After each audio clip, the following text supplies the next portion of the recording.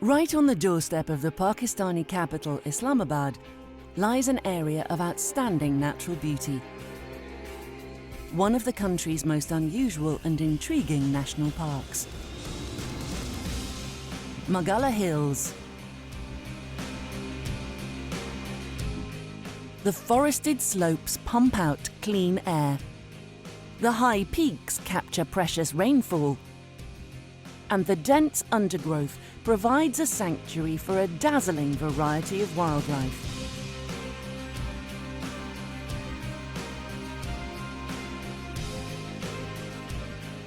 It also affects the well-being of millions of people. In many important ways, the Margalla Hills National Park is the beating heart of the nation's capital.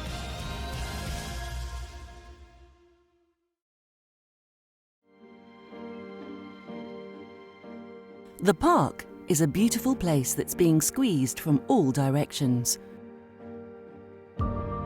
The road that zigzags across the park was once a small track used by local people and easily crossed by the park's wildlife. Now, it's been upgraded.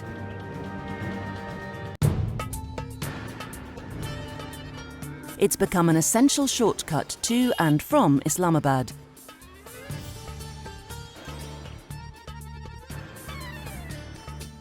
Hundreds of vehicles use it during the day and well into the night.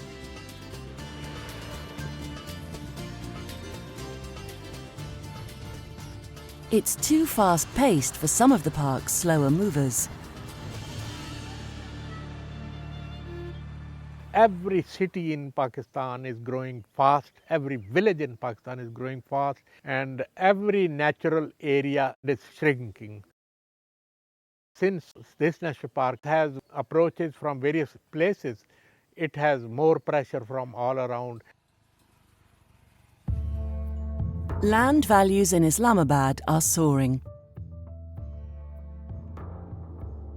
Where there was once a buffer zone between the park and the city, development is pushing right up to the park boundary.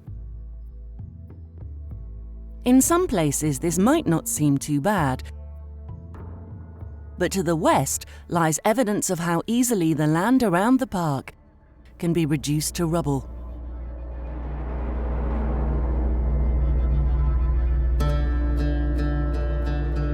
The hills are partly formed from limestone, one of the main ingredients needed to make cement.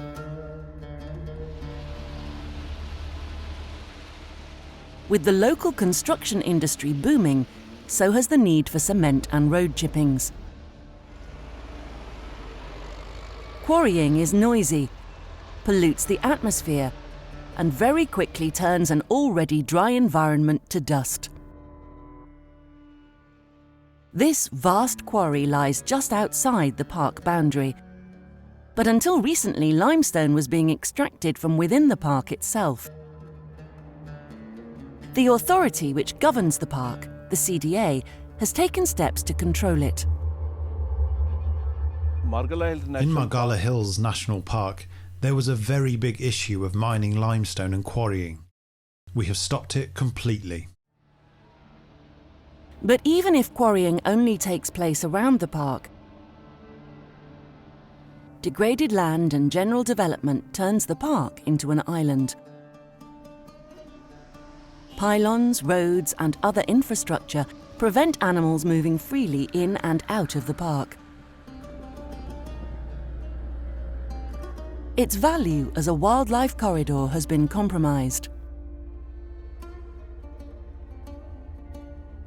The park boundary has been breached in other ways.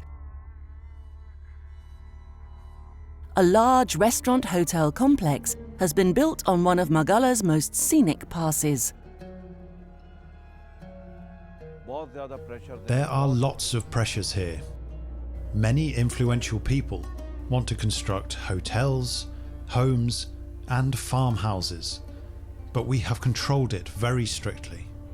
Our restaurant at Manal and others are 2 or 3 facilities that are very important for visitors. When they come here and spend hours, They need food and other necessities. The big challenge is to strike a balance between preserving the wild nature of the park and the construction of visitor facilities. The solutions for these negative impacts is well-considered management plan. Which areas should be allowed for recreational purposes, which areas should be no-go areas. There should not be general permission to everyone to go anywhere they like. The value of preserving the national park as a lush green oasis is perhaps greater than anyone realises. The forested hills moderate the climate, acting like a huge natural air filtration system. It is said that a man needs 4 trees to compensate the oxygen consumed for respiration. Look at the number of trees here. It is a blessing. The way the park refreshes the local atmosphere is taken for granted, yet it may be Islamabad's saving grace. You know, within minutes of leaving your place of residence or your place of work, you are in the forest, you are in communion with nature. This is the lungs of Islamabad. And therefore, it is terribly important to protect it and preserve it.